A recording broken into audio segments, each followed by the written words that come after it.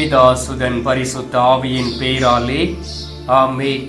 ஆண்டவர் உங்களோடு இருப்பாராக, உம் ஆன்மாவோடும் இருப்பாராக. யோசுவா புத்தகத்தில் இருந்து வாசகம். அதிகாரம் 1, இறை வார்த்தை 9. நான் உனக்கு கட்டளையிடவில்லையா? வீறுகொள், துணிந்து நில், அஞ்சாதே, கவலைப்படாதே. ஏனெனில் உன் கடவுளும் ஆண்டவருமான நான் நீ செல்லும் இடமெல்லாம் உன்னோடு இருப்பேன். ஆண்டவரின் அருள்வாக்கு. இறைவா உமக்கு நன்றி. கிறிஸ்துவுக்குள் பிரியமான என் அன்பு சகோதர சகோதரிகளே, புதிய ஆண்டு உங்களுக்கு ஆசீர்வாதத்தை தந்து கொண்டு இருக்கும் என்று நான் நம்புகின்றேன். ஏனென்றால் உங்களுக்காக நான் ஜெபிக்கும் பொழுது ஆண்டவர் அநேக காரியங்களை வெளிப்படுத்துகின்றார். என்னவென்றால், என்னுடைய பிள்ளைகள் மனமாறி வந்திருக்கிறார்கள். அவர்கள் என்னை நோக்கி ஒவ்வொரு நாளும் திரும்பி இருக்கிறார்கள். எனவே அவர்களை இன்னும் அதிகமாய் ஆசீர்வதிப்பேன் என்று சொல்லுகின்றார். எனவே நீங்கள் ஜெபித்து கொண்டு இருக்கக்கூடிய ஜெபங்களை ஒரு நாளும் விட்டு விடாதீர்கள். தொடர்ந்து ஆண்டவருடைய அருளையும் இரக்கத்தையும் தேடி ஜெபியுங்கள்.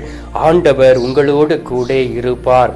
இந்த நாளிலே ஆண்டவராகிய கடவுள் உங்களையும் என்னையும் பார்த்து சொல்லுகின்றார், என் மகனே மகளே, உனக்கு நான் கட்டளையிடவில்லையா என்று சொல்லுகின்றார். அப்படி என்றால் ஆண்டவர் எப்படிப்பட்ட ஒரு கட்டளையை நமக்கு கொடுத்திருக்கின்றார்?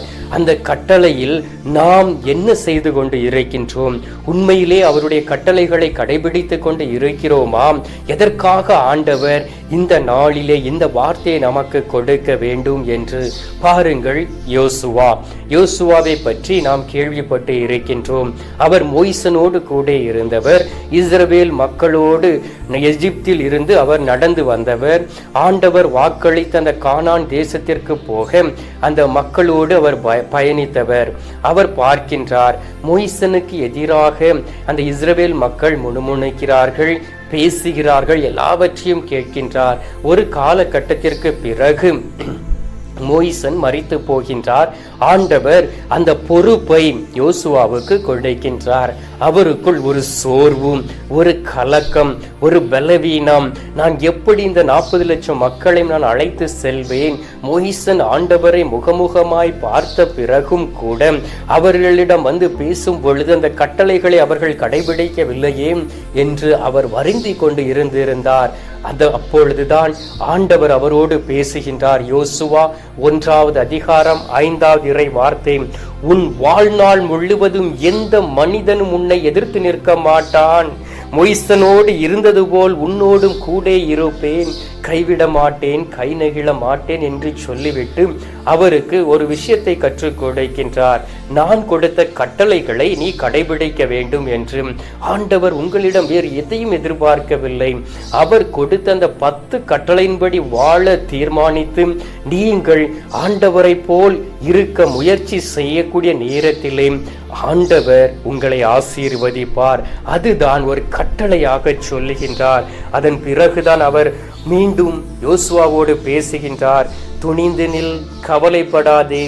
ஏனென்றால் நான் உன்னிடம் சொல்லியிருக்கின்றேன், கட்டளைகளை மட்டும் கடைபிடி.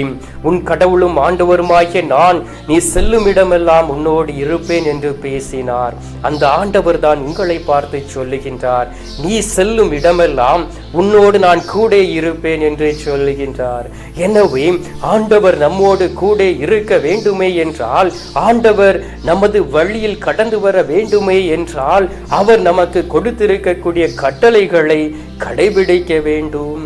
எனவே அதில் கருத்தாய் இருக்கும் பொழுது அவர் நம்மை ஆசீர்வதிப்பார். தொடக்க நூல் 28 அதிகாரம் 15 இறை வார்த்தை வாசித்து பாருங்கள். நான் உனக்கு வாக்களித்ததை நிறைவேற்றும் அளவும் உன்னை கைவிட மாட்டேன் என்று சொல்லுகின்றார். ஆண்டவர் இந்த புதிய ஆண்டிலே நமக்கு இதே வார்த்தை தான் கொடுத்தார். அஞ்சாதே, நான் உன்னோடு கூட இருக்கின்றேன். கலங்காதே, நான் உன் கடவுள். நான் உன்னை நீதியின் வலக்கரத்தினால் தாங்குவேன், உனக்கு வலிமை அளிப்பேன் என்று அவர் எஸ்ஐயா 41:10 வழியாக பேசினார். அதே ஆண்டவர் தான் நம்மிடம் சொல்லுகின்றார், நீ கவலைப்படாதே, நான் உனக்கு கட்டளையிடவில்லையா? அந்த கட்டளைகளை மட்டும் கடைபிடித்து நீ நட, நான் உன்னை உன்னை ஆசீர்வதிப்பேன் என்று அவர் வாக்கு கொடுக்கின்றார். எசையா தீர்க்கதரிசி புத்தகம் 41வது அதிகாரம் 14வது இறை வார்த்தையில் சொல்லப்பட்டு இருக்கின்றது, நான் உனக்கு துணையாய் இருப்பேன் என்கிறார் ஆண்டவர். ஆண்டவரே நமக்கு துணையாய் இருக்கும் பொழுது நாம் ஏன் கவலைப்பட வேண்டும், ஏன் கஷ்டப்பட வேண்டும்? அவரே வாக்கு கொடுத்திருக்கின்றாரே. நீங்கள் அந்த வார்த்தைகளை விசுவசியாமல் இருக்கிறபடியினால் தான் இன்னும் தத்தளித்து கொண்டு இருக்கின்றீர்கள், தவித்து கொண்டு இருக்கின்றீர்கள். அன்பார்ந்தவர்களே, ஆண்டவர் நம்மோடு கூடவே இருக்கின்றார். அவருடைய பெயர் இம்மானுவேலர். எனவே அவர் நமக்கு கற்றுக் கொடுக்கக்கூடிய அந்த வார்த்தைகளை கேட்போம். உங்களால் ஆண்டவருடைய வார்த்தைகளை புரிந்து கொள்ள முடியவில்லையாம்? ஒரு நாளைக்கு ஒரே ஒரு வார்த்தையை எடுத்து அந்த நாள் முழுவதும் அதை சொல்லி சொல்லி ஜெபியுங்கள். அந்த வார்த்தை உங்களுடைய இதயத்திலும் உங்களுடைய இரத்தத்திலும் கலந்துவிடும். அதன் பிறகு அந்த வார்த்தையை உங்களிடம் இருந்து பிரிக்க முடியாது. எனவே ஆண்டவர் இந்த நாளில் உங்களை கைவிடாத தெய்வமாய் இருக்கின்றார். இதே போல்தான் அநேக முறை நான் சோர்வுற்று இருக்கக்கூடிய வேளையிலே, வேதனையோடு இருக்கக்கூடிய வேளையிலே, நான் புறக்கணிக்கப்பட்டு இருந்த நேரங்களிலே என் ஆண்டவருடைய சமூகத்தில் தேடி வந்து நற்கருணைக்கு முன்பாக அமர்ந்து நற்கருணை பேழையை திறந்து வைத்து கண்ணீர் விட்டு ஜெபித்த நாட்கள் உண்டு.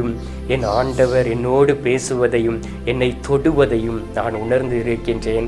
எனவே தான் உங்களுக்கு முன்பாக நின்று அவருடைய வார்த்தைகளை அறிவிக்க முடிகின்றது. இந்த வார்த்தைகளை அறிவிப்பதற்கு கூட எவ்வளவோ தடைகள் உண்டு. எப்படியாவது இவனை அழித்து விட வேண்டும் என்று சொல்லி அநேக பேர் எழும்பி இருக்கிறார்கள். ஆனாலும் என் ஆண்டவர் என்னுடைய உள்ளத்தில் பேசியபடியினால், எனக்குள் இருந்து செயலாற்றி கொண்டு இருக்கிறபடியினால், அவருடைய கட்டளைகளை எனக்குள் கொடுத்திருக்கிறபடியினால், அதை ஒவ்வொரு நாளும் பின்பற்ற என்னோடு கூட இருந்து செயலாற்றுகிறபடியினால் ஆண்டவர் இந்த நாளில் பயன்படுத்தி கொண்டு இருக்கின்றார். எனவே நீங்களும் ஒவ்வொரு நாளும் அவருடைய சமூகத்தில் இருந்து ஜெபியுங்கள், உற்சாகத்தோடு ஜெபியுங்கள். கண்ணீரோடு ஜெபித்த நாட்கள் போதும். வேதனையினால் அனுபவிக்கப்பட்டு வேதனையினால் பாதிக்கப்பட்டு நீங்கள் வந்து ஜெபித்த நாட்கள் போதும். மகிழ்ச்சியாய் இருக்கும் பொழுது அதிக மணி நேரம் ஆண்டவரிடம் இருந்து ஆண்டவருக்கு நன்றி செலுத்துங்கள். அது உங்களுக்கு பலனை கொடுக்கும். உங்களுடைய வாழ்க்கையில் ஒரு போல உரமூட்டக்கூடிய ஒரு வல்லமை உங்களுக்கு கொடுக்கும். எனவே இந்த நாளிலே நம்மோடு கூட இருக்கக்கூடிய ஆண்டவரிடம் சிறிது நேரம் மனமிட்டு பேசுவோமா? இப்பொழுது நாம் பேசலாம். எங்கள் பரலோக தந்தையே, இயேசு கிறிஸ்துவை தூயனல் ஆவியே, தந்தை, இந்த அருமையான காலை பொழுதிற்காக நன்றி அப்பா. ஒவ்வொரு நாளும் நீர் எங்களை கொண்டிருக்கின்றீர் ஆண்டவரே.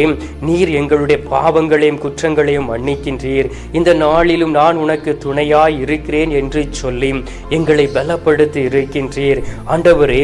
நாங்கள் கவலைப்படக்கூடிய நேரத்திலே கவலைப்படாதே என்று சொல்லக்கூடிய உண்மையுள்ள தெய்வம் நீராக இருக்கின்றீர். உமது கட்டளைகளை கடைபிடிக்காத நாட்கள் உண்டு ஆண்டவரே.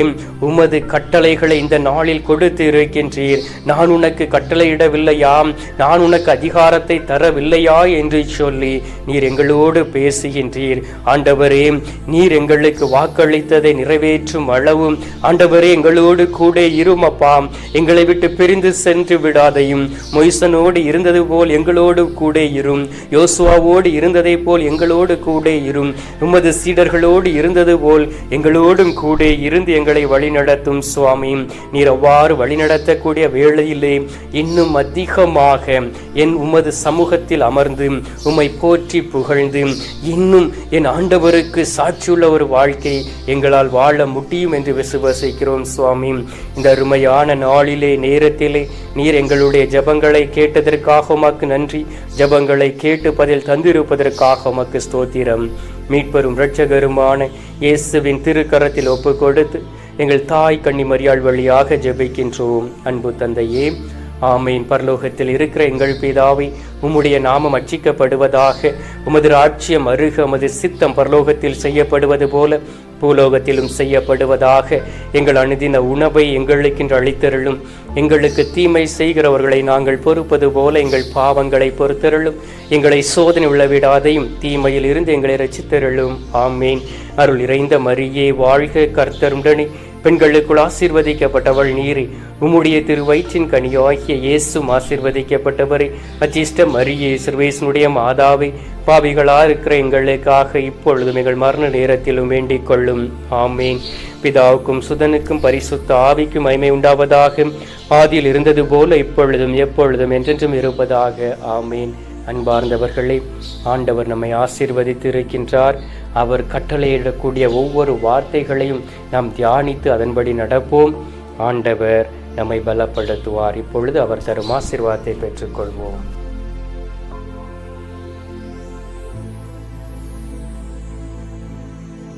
எல்லாம் வல்ல இறைவன் பிதா, சுதன், பரிசுத்த ஆவி உங்களை ஆசீர்வதிப்பாராக. ஆமென்.